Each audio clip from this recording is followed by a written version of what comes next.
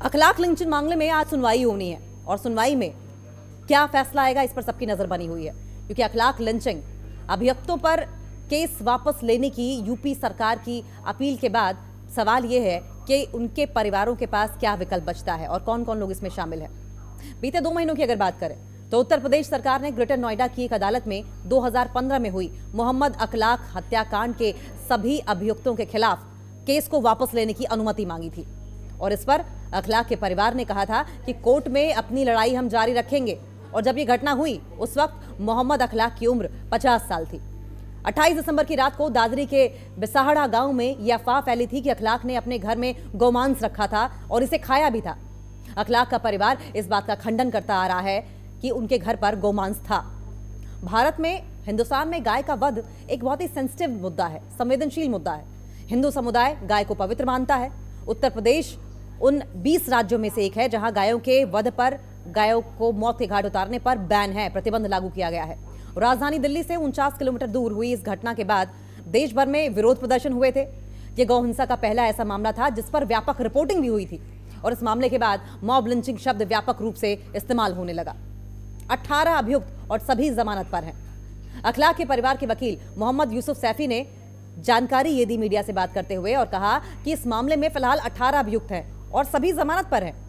घटना के 10 साल बाद उत्तर प्रदेश सरकार ने कोर्ट में एक आवेदन पत्र डाला है जिसमें उन्होंने कहा कि इस मामले में गवाहों के बयानों में विरोधाभास है, कॉन्ट्राडिक्शन है। कुछ गवाह कुछ कहते हैं, दूसरे गवाह कुछ और कहते हैं। तो कुल मिलाकर कौन सच बोल रहा है और क्या सच्चाई है, ये बात अभी तक साफ नहीं हुई है। और सामाजिक सद्भाव की बहाली के लिए सरकार ने कोर्ट से केस को वापस लेने की अनुमति मांगी है।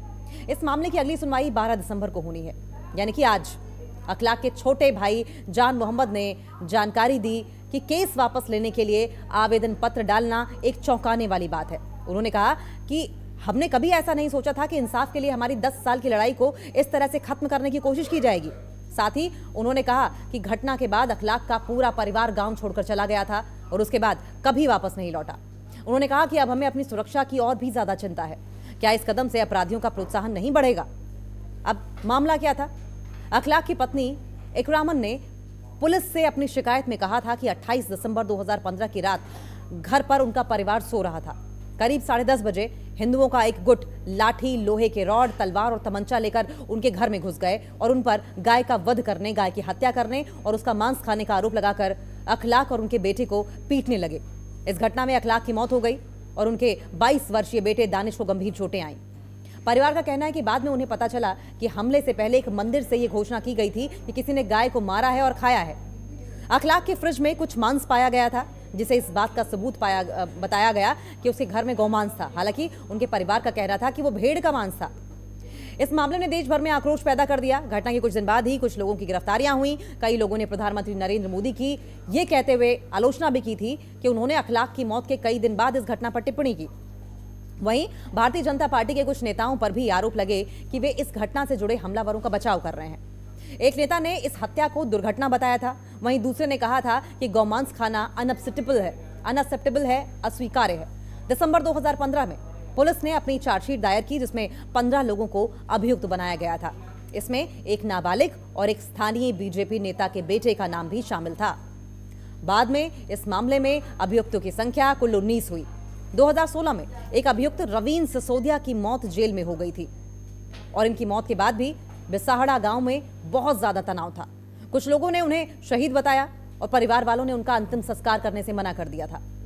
सिसोदिया के परिवार का कहना था कि उनकी मौत के पीछे कुछ साजिश जरूर है, जबकि अधिकारियों का यह कहना था कि उनकी मौत ऑर्गन फेल्योर के कारण हुई थी। उनका शरीर तिरंगे में लपेटकर गांव में कुछ दिनों के लिए रखा गया था। बाद में राज्य सरकार और बीजेपी नेताओं ने मुआवजे का वादा किया, तब जाकर उनके शव को दफनाया गया। 2021 में मामले में ट्रायल शुरू हुआ। मोहम्मद यूसुफ सैफी का कहना है कि अब तक केवल एक गवाह का बयान कोर्ट के सामने पेश किया गया है। सवाल यह कि क्यों केस वापस लिया जा रहा है?